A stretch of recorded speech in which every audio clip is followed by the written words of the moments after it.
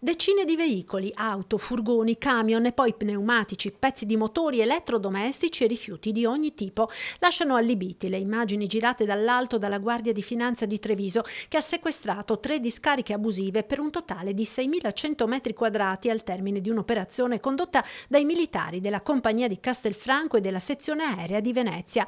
3 i siti individuati: a Castelfranco, Pieve del Grappa e Fonte. Nel capoluogo castellano, nella maxi discarica, viveva abusivamente una famiglia marocchina con figli minori in totale assenza di adeguate condizioni igienico-sanitarie. I finanzieri hanno contattato i servizi sociali ed allontanato la famiglia per tutelare la salute dei bambini.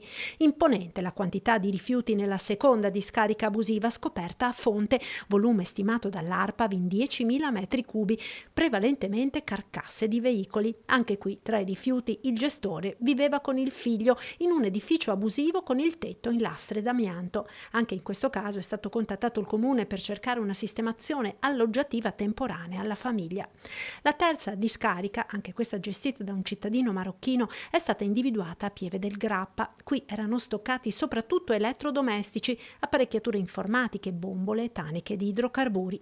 Tutte e 3 le discariche sono state sequestrate, 6 le persone denunciate per i reati previsti dalla normativa in materia di gestione illecita di rifiuti. Il gestore del sito di Fonte, trovato anche in possesso di cartucce di fucile e di un pugnale, è stato anche denunciato per detenzione abusiva di armi. Al termine delle operazioni, le Fiamme Gialle hanno avviato le procedure per la caratterizzazione ambientale e la successiva messa in sicurezza dei siti.